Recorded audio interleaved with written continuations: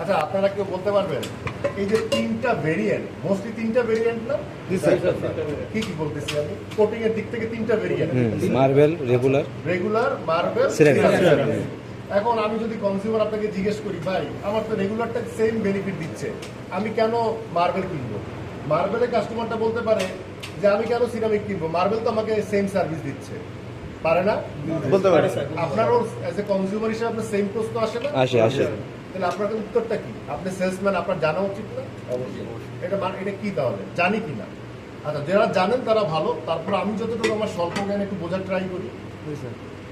নন স্টিকটা কিন্তু basically basic form, ঠিক আছে? যখন নন স্টিকটা আসে তখন এই ফর্মে আসছে পুরো পৃথিবীর মার্কেটে। এটার মূল কনসেপ্ট হচ্ছে অয়েলটাকে দ্রুত হিট করে বয়েল করে যাতে রান্নাটা সুন্দর হয় এবং তেলটা কম লাগে। একটু বেসিক কনসেপ্ট ছিল এইটা। এবং এইটা কিন্তু আবার একটু ঝামেলা আছে। কি ঝামেলা? রেগুলারটাই কিন্তু আপনার স্ক্র্যাচটা, যদি আপনি নন স্টিক নাড়ুনি ইউজ না করেন তখন কিন্তু এটার ইয়েটা বেশি, স্ক্র্যাচ রেজিস্ট্যান্সটা কম, তার মানে স্ক্র্যাচটা পড়ার সম্ভাবনাটা বেশি। তো আবার টেম্পারেচার, খুব হাই টেম্পারেচার কিন্তু এটা হয়ে যাবে, মেল্টিং হয়ে যাবে।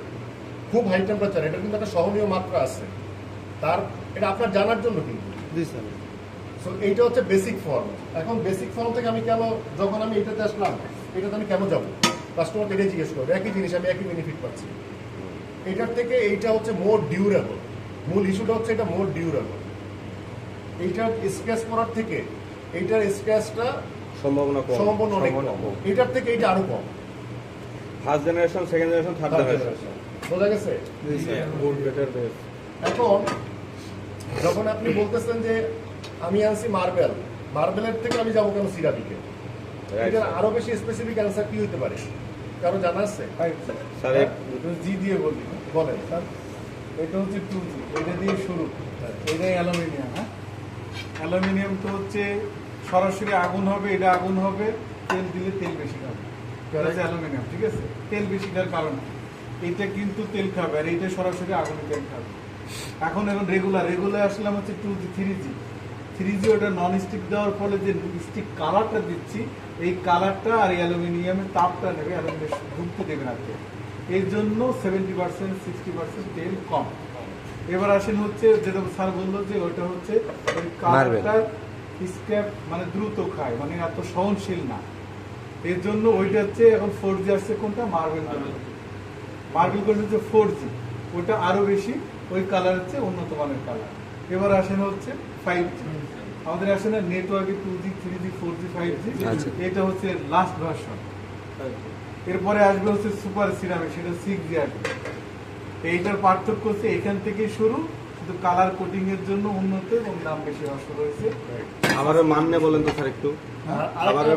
আরেকটা পয়েন্ট আছে, এটা তো বললাম। শোনেন ভাইয়া, শোনেন। মশিউর ভাই সামনে আসেন, শুনলে ভালো হবে। মার্কেটিং স্যার কথা বলতেছে, আপনিও বলবেন। শুনলে ভালো হবে।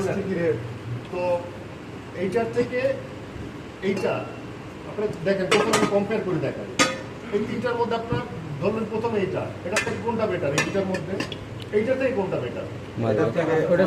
Marble better. আবার এটা থেকে কোনটা বেটার? সিরামিক। তো এখানে কিন্তু শুধু ফাংশনাল না, অ্যাস্থেটিক বিউটিটাও আছে। এইভাবেই মানে আপনার এক্সপার্টরা বলছে যে এটা দুইটা জায়গা। একটা হচ্ছে যে আপনার ফাংশনালিটি, এটার থেকে এইটা বেটার, এটার থেকে এইটা বেটার। যেমন বললো 2G, 3G, 4G, এটা হলো ফাংশনাল তো বুঝি সবাই, ইউজের ব্যাপারটা কি। আর একটা দেখা সুন্দর, এটা থেকে দেখতে কিন্তু এটাই সুন্দর, মার্বেল লেটেস্ট এটার থেকে। এরপরে এটা থেকে এটা সুন্দর। সো আপনাকে দুইটা আসপেক্টই কথা বলতে হবে, তাহলে আপনার রিটেলার, আপনার ডিলার আপনাকে আরো বেশি কনফিডেন্ট মনে করবে এবং আপনার কাছে অর্ডার দিবে। আপনার এটার সাথে কি হবে কোনো পার্থক্য না, ডিজাইন পার্থক্য থাকতে পারে, কোয়ালিটি কোনো পার্থক্য না। এই কনফিডেন্স আপনার মধ্যে থাকতে হবে। বোঝা গেছে? সিম্পলি বোঝানোর ট্রাই করলাম। Thank you. এই দুইটার ব্যাপারে আপনারা যে মানুষ এখনো কিন্তু এই নন স্টিকের মধ্যেই আছে। নন স্টিকি এটা কিন্তু 5 কোটিং দেওয়া, 5 লেয়ার দেওয়া আছে, আর এটা কিন্তু 2 লেয়ার দেওয়া আছে। এতে এত শক্তিশালী, এটা আপনি চিন্তা করতে পারবে না। আমাদের ফ্লোর ভিজিটে গেলে দেখবেন বক একটা অপশন আছে, সেটা উঠলে এটা উঠে যাবে, কিন্তু এটা গ্যারান্টি এটা উঠে যাবে। ওই সিন্ডিকেটটা একটু বলেন, অঙ্ক বলেন কত, এটা কত সিন্ডিকেট দেওয়া? তাপমাত্রা তাপমাত্রা 450 450 এটাতে দেওয়া আছে। আর জেনারেলি আমরা যে রান্না করি চুলায় ওটা কত কি রান্না করি ওটা হচ্ছে 200 নিচে আছে, কত বুঝতে পারছেন 200 নিচে আছে, 450 এ কিচ্ছু করতে পারবে না। একে উঠাইতে হলে মিনিমাম 500 যেতে হবে, Right. 500 বা 550 যেতে হবে, তাহলে পুরি উঠে যাবে। রাইট কিন্তু অ্যাবর্শন করে উঠানো যাবে, Right. আমরা অ্যাবর্শনের টেস্ট করি, 450 200 450 ডাবল দেওয়া আছে স্যার। কিচ্ছু হবে না। রাইট এবার আর এইটাতে যদি লোহার খুন্তি ইউজ না করে সে যদি প্লাস্টিক খুন্তি ইউজ করে এবং বাঁশের খুন্তি, অফিস হবে না। ইনশাল্লাহ কিছু হবে না, যদি পোকা না মারে। এটা এটা আবার কিন্তু গ্লাস টাইপের, যদি আপনার কোনো মেটাল দিয়ে এতে আঘাত করা যায় তাহলে কিন্তু চটা ধরে উঠে যাবে। বুঝতে পারছি। ক্লিয়ার? আপনি যদি কোনো এরকম পান তাহলে মনে করবেন সে মেটাল দিয়ে আঘাত করছে।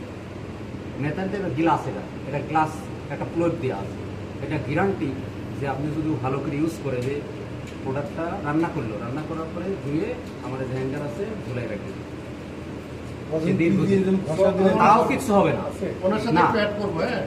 তো ফাংশনালিটিটা বোঝা গেছে, আমি কিন্তু এটাই বলতেছিলাম যে এইটার থেকে রেগুলারটা থেকে এটা বেশি শক্তিশালী, হ্যাঁ, ওটার থেকে এটা শক্তিশালী। এটা কিন্তু মাত্র 2টা লেয়ার, বাট এটা আরো বেশি শক্তিশালী বিকজ এটা Yes. Third generation. ওটা কত সেন্টিগ্রেড দেওয়া তাপমাত্রা বুঝছেন? বেশি হ্যাঁ, 450 উপরে কত না একই তো দুইটা জায়গায় ভেরি করে, একটা হচ্ছে তাপমাত্রা সহনশীলতা রেগুলারের থেকে এইটার বেশি, এইটার থেকে এইটার বেশি, আর হচ্ছে স্ক্র্যাচ এইটাতে সব থেকে আগে পড়বে রেগুলারটা, Yes.